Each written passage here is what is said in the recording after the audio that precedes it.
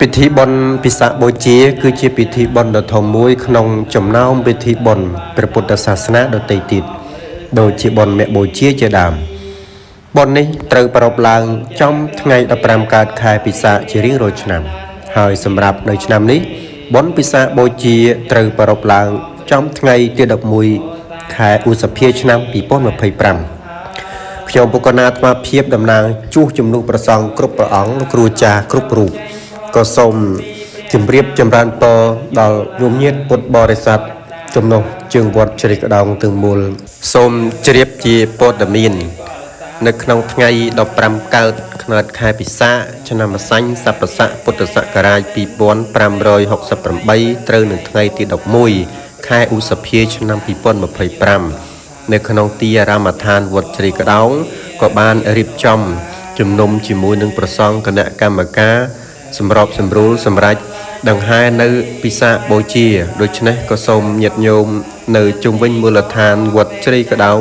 អញ្ជើញយករថយន្តមកជួបជុំគ្នាតុបតែងនៅវេលាម៉ោង9ព្រឹករហូតដល់ម៉ោង12ថ្ងៃត្រង់ដើម្បីលម្អរថយន្តនីមួយៗមានដាក់ទង់ជាតិទង់សាសនានិងទង់ព្រះមហាក្សត្រហើយជាងនេះទៅទៀតគឺរៀបចំ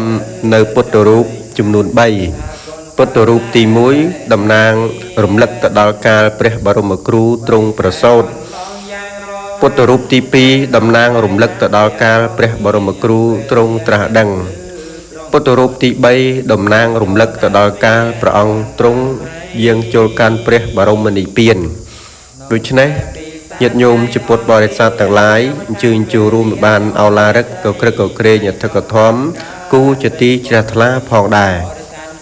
ហើយក៏សូមបញ្ជាក់ជូនពុទ្ធបរិស័ទឲ្យបានជ្រាបផងដែរ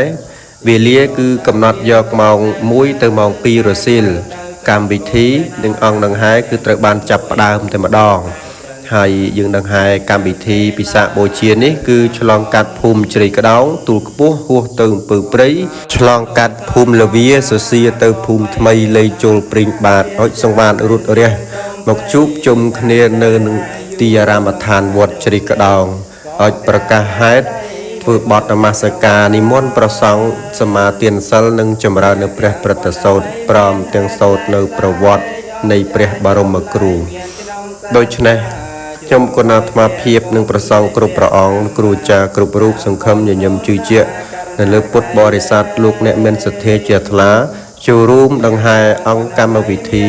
ពិសាខបូជានេះឲ្យបានអធិកធមនិងគូជាទីជ្រះថ្លាជាចុងបញ្ចប់នៃវីដេអូនេះក៏សូមប្រសិទ្ធពរជ័យ